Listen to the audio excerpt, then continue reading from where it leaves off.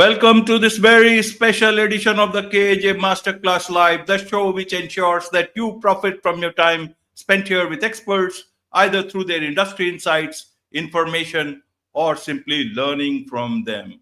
And today we have with us Daria Rudnik, Team Architect, Executive Coach, and she's also the founder and CEO of Hydra AI. And she helps overloaded leaders build high trust self-sufficient teams so they can get better results with less burnout. We'll learn about that. We'll learn about her framework for building such teams that leverage both human and artificial intelligence, practical strategies to combat cognitive overload, design energizing team rituals, and lead with clarity through chaos. Welcome to the show, Daria.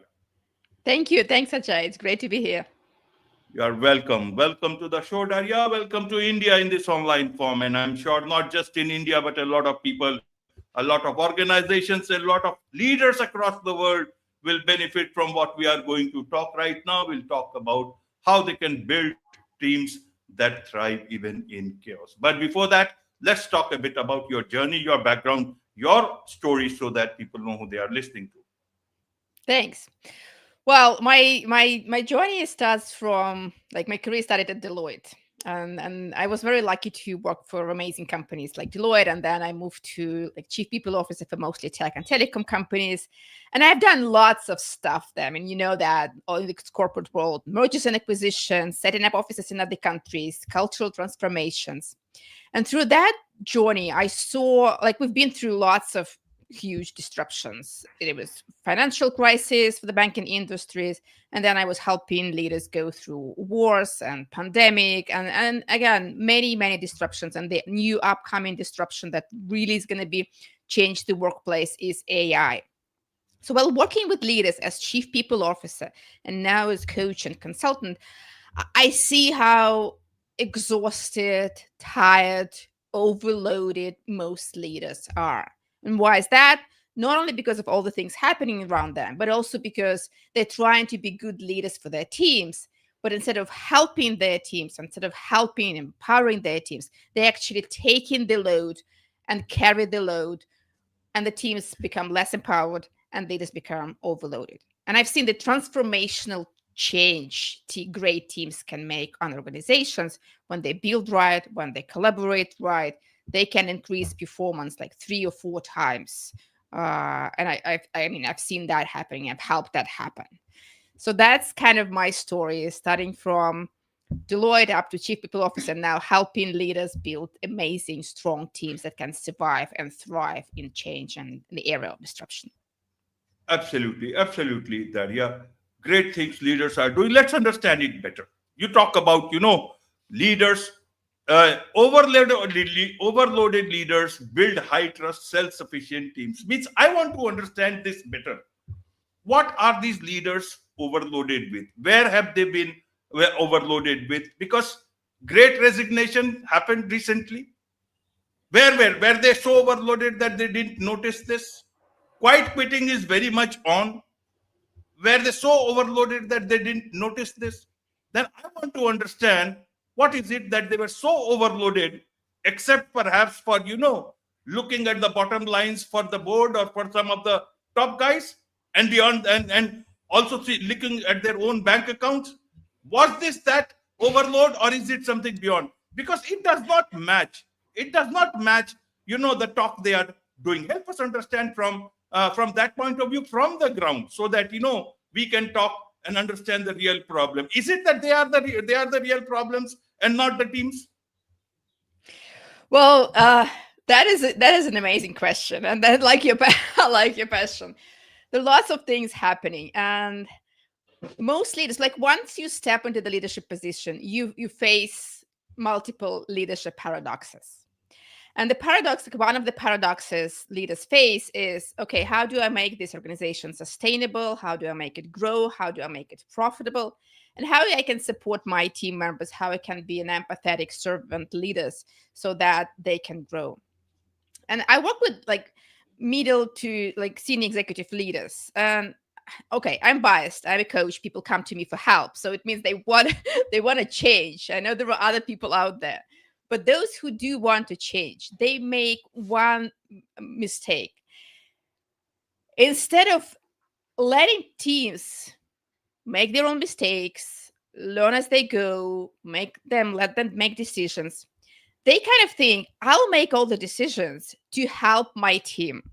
I'll make their life easier by making my life harder because I want to be a good leader. I want to help them. They have very, very good intentions on helping those people. But instead of really growing them and really letting them fall, make mistakes, suffer from those, take the consequences from those mistakes. But that's how we learn. They actually take all the responsibility on themselves. And that mindset is kind of one of the biggest reasons they feel overloaded, because this the economy, like you said, the people are residing, there is AI, there are financial difficult financial situations, but together with that they take extra responsibility to help their teams, and that makes them overloaded.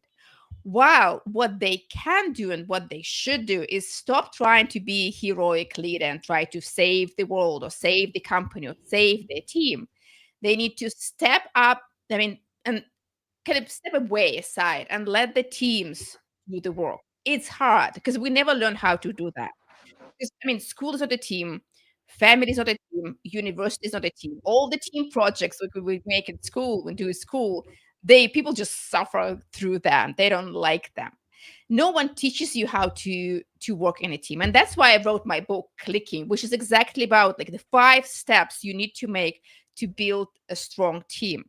And one of those steps is kind of let people make mistakes. Let them make decisions. You don't have to make all the decisions. You don't have to do it all. People can do it on their own. Absolutely, absolutely, Daria. I understand your position. They are many of them are your clients, so you have to. And but they are not my clients. I'm not on the payroll of any of these leaders. I'm on the, I'm only my leaders are my audience, and I've got to speak for them. And if at all, if I get paid from any of the leaders, I will certainly tell my audience that these people are sponsoring the show. So let's understand it better from a people's point of view. You were a people's officer, chief people officer at earlier company. Let's understand it from that. These leaders are very intelligent people. They come from very good institutes, management institutes. They are well spoken, think good. They have been brought to their position. Everybody knows they are very intelligent and competent people. They go on very big forums. They speak, come out with ideas that industry are facing, and give ideas for those solutions, even give ideas for the world. They write great articles on newspapers, write great thought leadership articles on LinkedIn and everywhere. You know, why is it that they don't implement or are not able to implement that same idea within their teams? What fails them? And if you are talking about building teams, they already have teams within their organization. Are they inefficient that they are not noticing those teams? Or those teams are inefficient, then you got to fire them. What other team do you want? You already got a team there and you are the leader of that organization. Help us understand from that. It is like, cribbing about things which do not exist and not noticing what you have. You got the resources, use them. Use your power. You are the leader. Don't look at question answers outside. Help us understand from those. I know there are many, many good leaders. I know them. But I want to talk about, the ones who are not taking their, taking the call that they should be talking about. Then they are inefficient from that point of view. Help us understand. You can take your stand, but I need to be answerable to my audience. Well, thanks. And I love that you mentioned that you said that they have teams. Well, to be honest, they don't. What we do call a team is, you just get people together, you call them a team, and you kind of expect them to work as a team. That's not going to work. It's not working like that.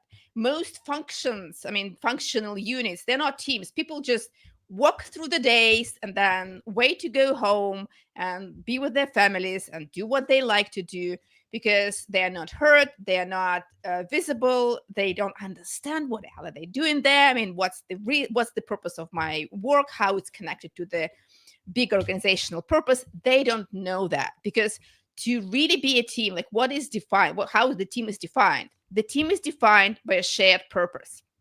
So if everyone on the team can speak pretty much the same words about why they are together, what is the shared purpose, why were they like combined together as one team, and what is it that they collectively need to create together, that is the team.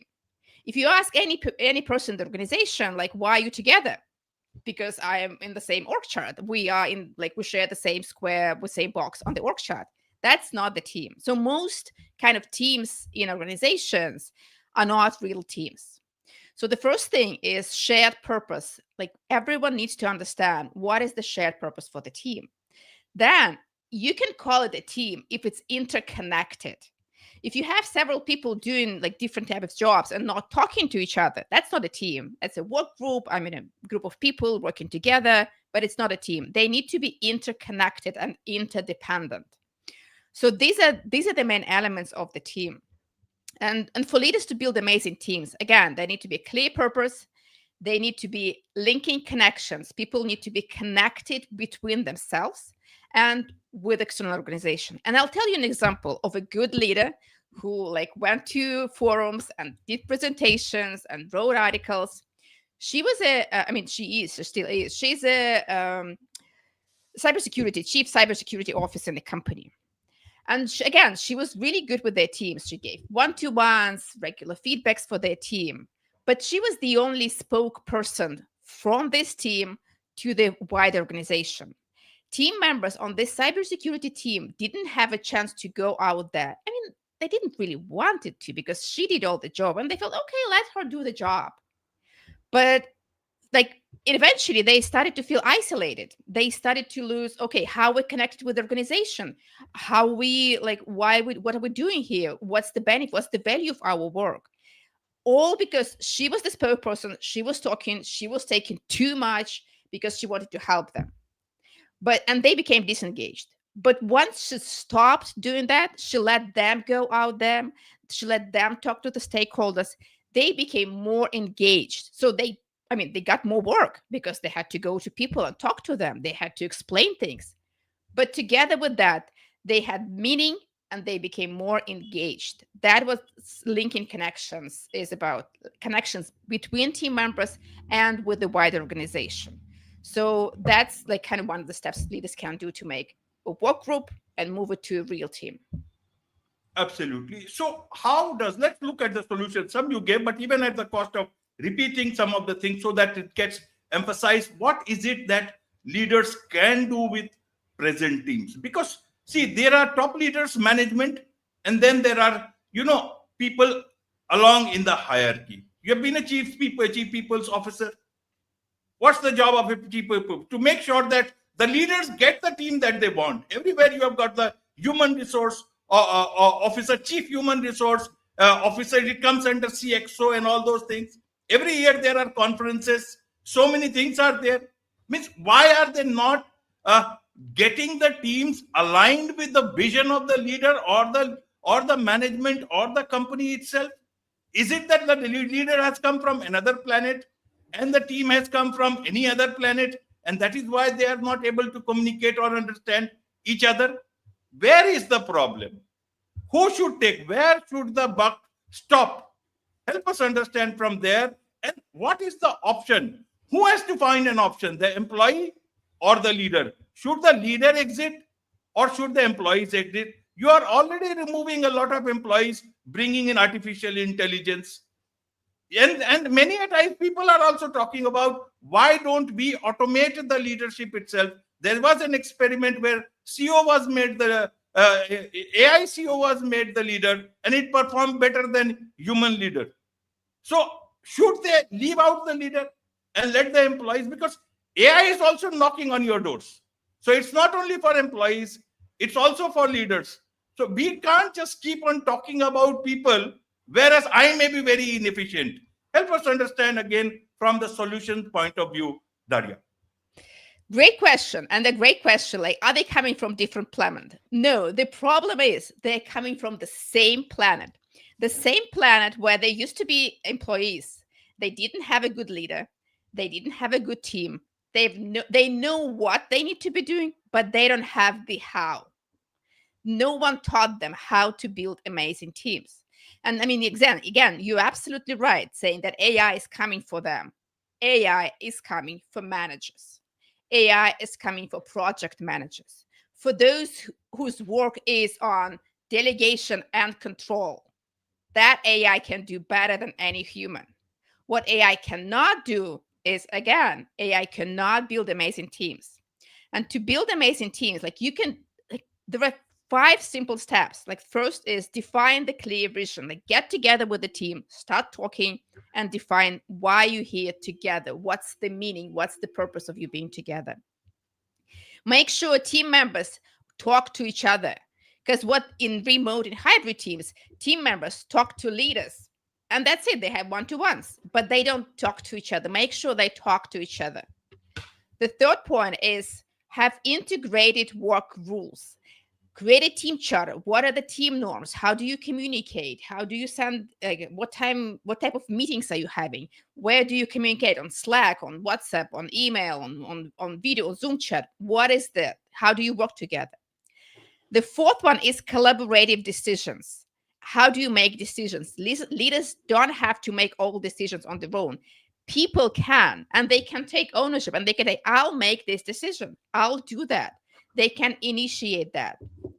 And the final one is knowledge sharing and feedback. How do you learn together? How do you get feedback? How do you ask for feedback? How leaders ask for feedback, and how team members ask for feedback from each other. Those 5 steps is something that will move you towards a better team, and it will definitely make your people feel better on the team.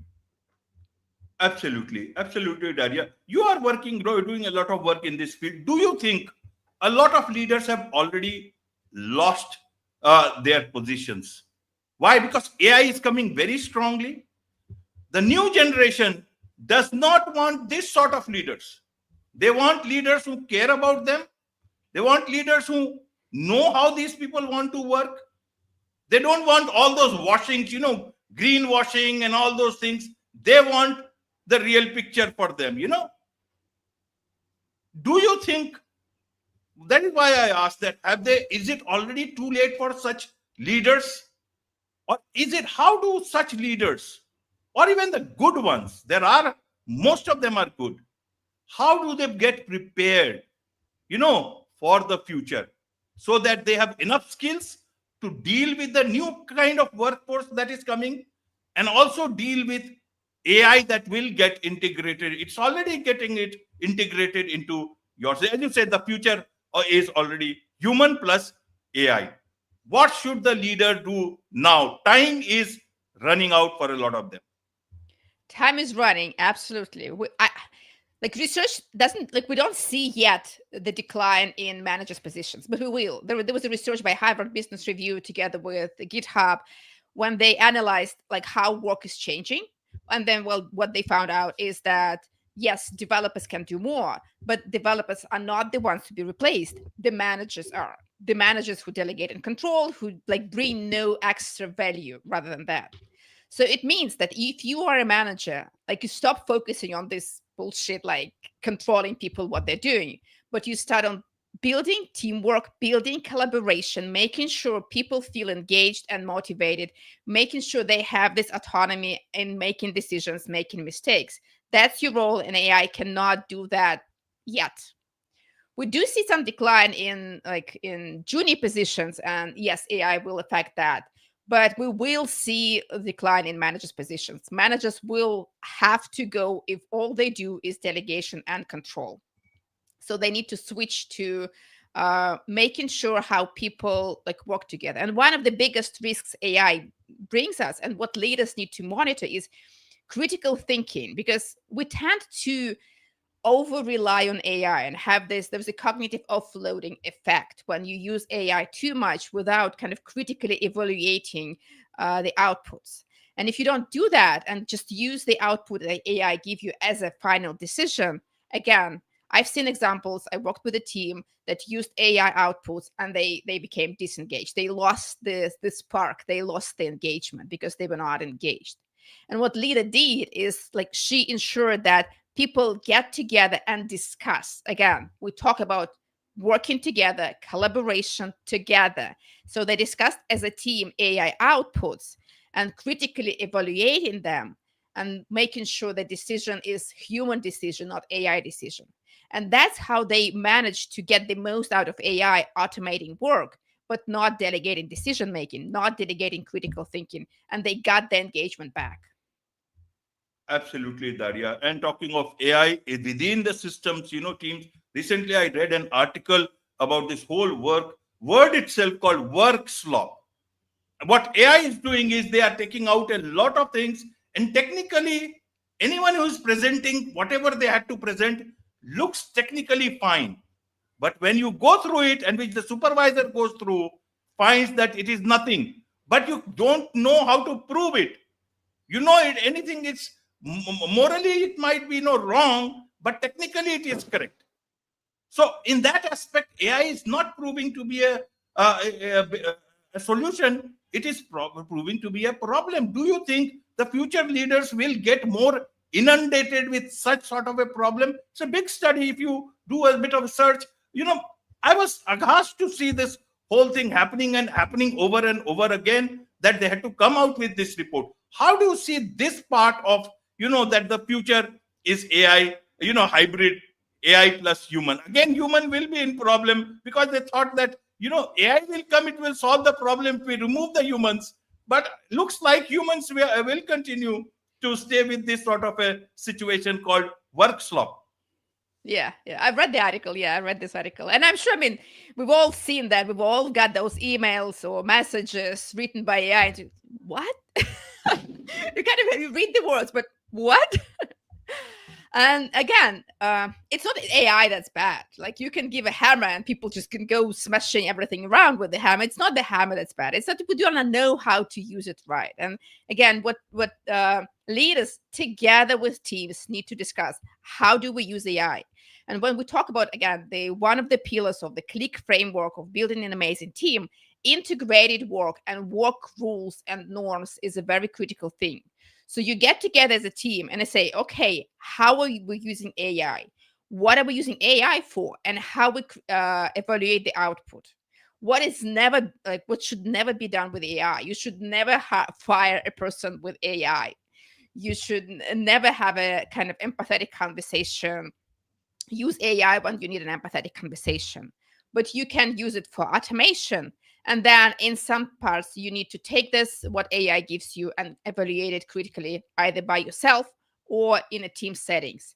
That's one of the things leaders need to do, is get people together and agree on the norms, how they use AI, and practice this skill of critically evaluating the AI outputs. Absolutely, Daria. So let's understand your role in there. When do you come into the picture? Is it that a leader knows about these things when things are very good? As they say in medicine, prevention is better than cure. Do they come to you there? Or is it that it's all fire and the leader has just escaped from that place, called workplace, and come to you for understanding about teams? Do they cry also? Who are these leaders? Tell us a bit about that.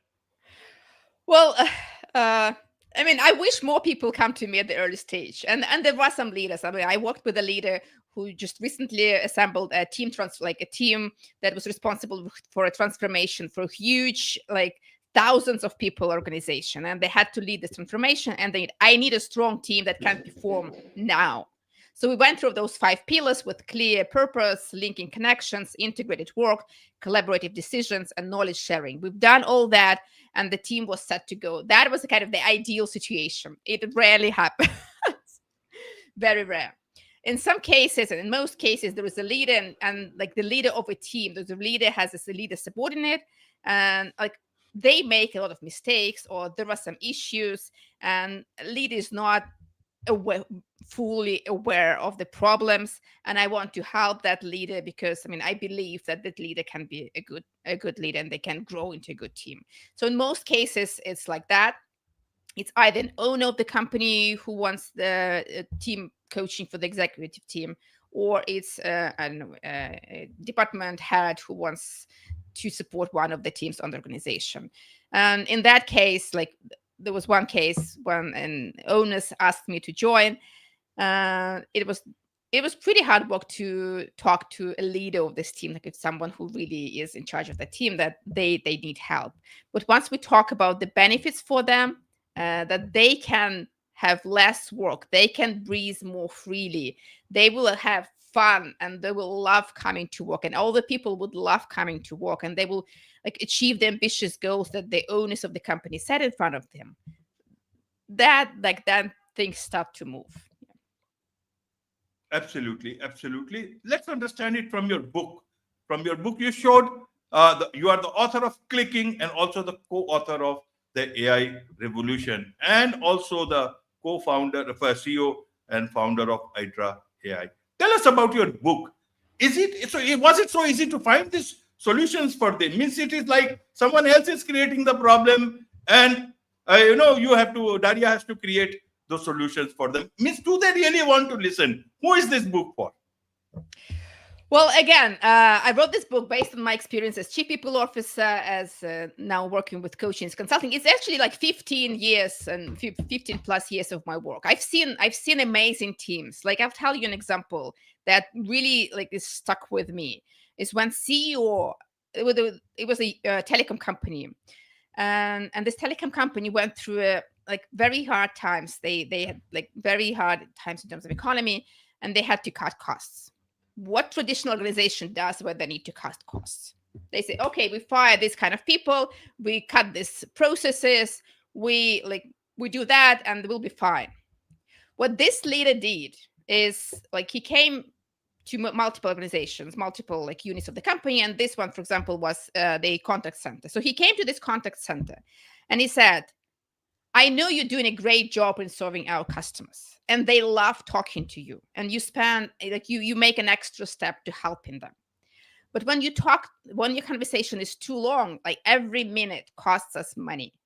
So combined, we spend a lot of money, and I don't want to tell you to cut your conversations because I know how important they are for you, for our customers, to have these relationships. But I ask you to be mindful about the time, and to cut the conversation time as much as you can without sacrificing the best service that you provide. So he was not imposing any rules. He was not cutting out any processes. He talked to people who shared the same vision. And what they did, they listened and they cut the time of their conversations. And they saved tens of millions of dollars because of this one very open, very transparent conversation. And this thing only possible when you do have an amazing team. It's not possible when I want to have a great team, let's talk to my people. That will not work. When you have the team that has like clear purpose, linking connections, integrated work, collaborative decisions, and knowledge sharing, you can make this step and you can save thousands of dollars, millions of dollars on just one conversation. Absolutely, absolutely, Daria. There is much to learn from you about all these things, and I'm sure a lot of people, a lot of leaders all across the world in these changing times would want to connect with you, learn more about you, about the work you are doing, and also perhaps be your client. What's the best way for them to do so? Well, I'm very accessible on LinkedIn. I'm always there. You can reach out to me on LinkedIn. There's also my website, dariarudnik.com. So please welcome and read my book. It's a go-to. I mean, it's very practical, very actionary, and it really helps you build your strong team. Wonderful. With this, it's a wrap on this very special edition of the KAJ Masterclass Live. Thank you so much indeed for joining us. Thank you.